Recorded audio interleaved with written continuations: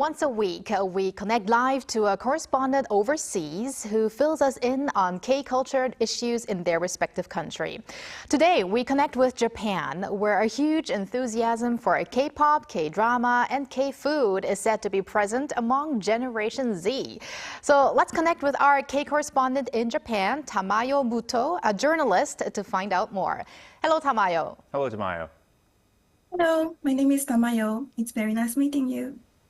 Great. So Tamayo, please introduce yourself a little bit more to our viewers and also tell us about your interest in Korea and Korea's culture. Yeah, sure. So I'm 26 years old, living in Tokyo in Japan, and I have visited Korea for 3 or 4 times in my life, sometimes for work and studies, sometimes just for fun. And around myself, as Gen Z, there are many fans of K-pop idols and K-food and Korean cosmetics, etc. So I'm looking forward to talking more about it today. Right, so the Korean wave appears to be very popular among the trend-conscious Generation Z in Japan these days. And of course, Generation Z referring to those born in the late 1990s to early 2010s. And as you mentioned, as you're 26, you as a Gen Zer, could you please tell us more about the love for Hallyu among this group? And also, which aspects of Korean culture are especially popular and why? Yeah, thank you for the question. So I personally am a big fan of Korean food. So I have some groups of friends living in Seoul, and they inspire me to eat the spicy noodles from Korea. So I love to eat that. And also I love to use the cosmetics such as face masks. They are really good quality with a not very expensive price, and they are affordable in Japan too. So I'm a huge fan of it. And the hottest Korean culture, like in Japan, I would say it would be K-pop idols and also Korean dramas. So I think many of the Japanese fans are feeling like parents, looking at their favorite idols' life, taking care of them. Because they're really doing hard work on their work, and that is a really good match for Japanese people's character. Like we also like to put diligent work and a lot of efforts to our responsibility. So I think that is one of the reasons that we have a huge enthusiasm into the K-pop culture. That's a very interesting aspect of why you are into Hallyu. I think that's very interesting, and I was actually very surprised that you were interested in very spicy noodles, because I know the spice between Japan and in Korea is actually quite different when we compare our noodles to your noodles as well. But you did touch upon character, Tamayo. So what do you think are the unique characters that describe Generation Z in Japan? Yeah, so I found the interesting data, and compared to the credit card spending before COVID-19 pandemic, and right now, like 2024 or 2025, Gen Z has the biggest jumping of their spending since before COVID. So, but when we look at the data, we are not very much interested in spending much money on our daily lives. So we like to stay frugal, but on the other side, we like to spend much money to what we actually love. So I have one friend who spent all their money until she has only $6 in her bank account. All of their spending was in K-pop idols. So she went to the concert, and she bought a lot of products to support idol. That's also quite interesting as well. Now, I absolutely love Japan. I've been there many times myself. It's actually one of my most famous or favorite places to go to when I go traveling. And I remember when I went to Japan, idols like Blackpink were very hot. Now, K-pop is particularly popular at the moment. Now, who are the hottest Korean pop groups at the moment? And do you have a favorite idol yourself? So I did a little research with the biggest fan of Korea K-pop idols within my friends, and she said IVE and Le Sserafim are the hottest K-pop idols in Japan. Ah. And yeah, personally, I'm a big fan of Blackpink. And yeah, I support Lisa or Rose, and I listen to her one of her songs, APT, for example. Right. And I played APT game when I went drinking with my friends. I bet many Japanese fans would be happy with the Le Sserafim news that Walter earlier also mentioned. Yes. And also the reason for why the love for K-pop continues in Japan is, I guess, also because many idol groups these days in Korea have Japanese members as well. So that's also probably catering a lot to Japanese fans.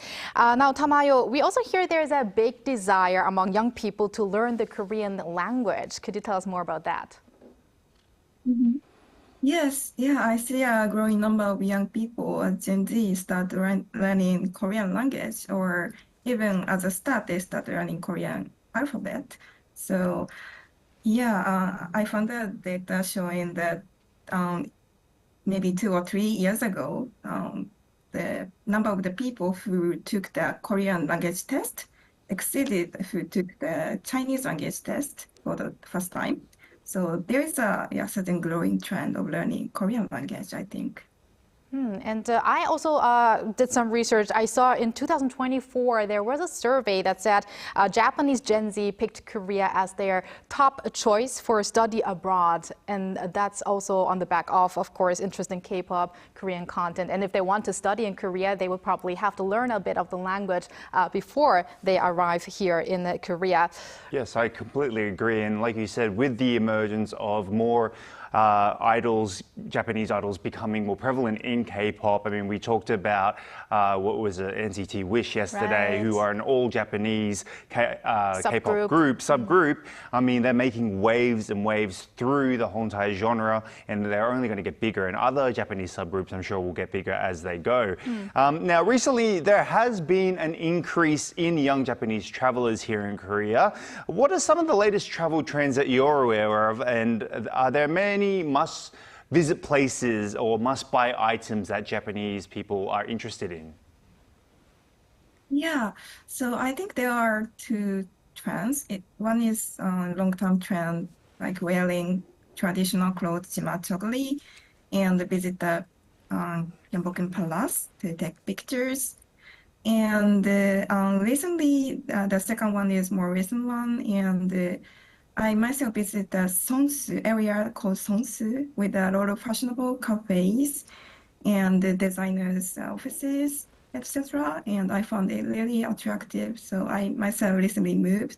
So I went into a lot of design shops to think about the idea to decorate my own room after coming back to Japan. So yeah, overall image is really positive and like fashionable for like Japanese people to visit Korea.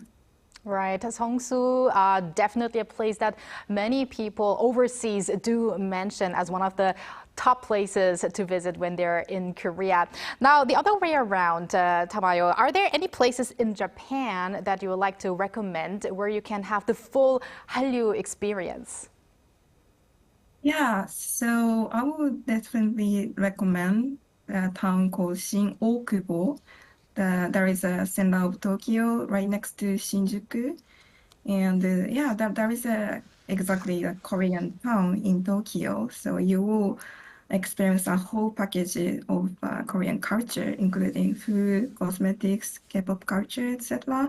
But apart from that, even though you are just walking around Tokyo and go into some shopping complex like Paruko or Lumine, there are some shopping stores. They are sometimes hosting collaboration cafes with K-pop idols or selling K-pop idols products. So I think, yeah, it will be rather difficult not to enjoy Korean culture if you are staying in Tokyo.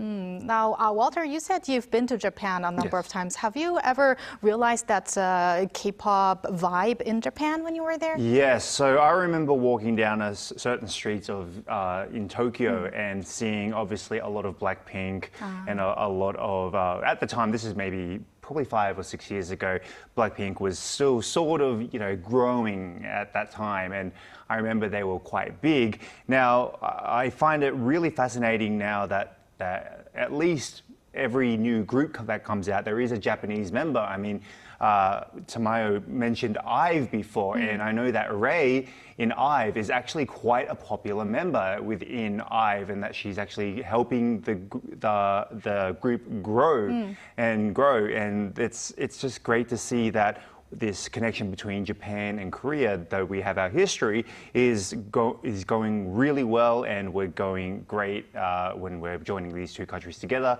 with music. Of course, and I also have to mention that J-pop also has been very big in Korea, and also now we have K-pop growing further and further in Japan. Yes. Well, it was a very interesting talk with you, Tamayo, today. Thank you very much for connecting with us, and keep in touch.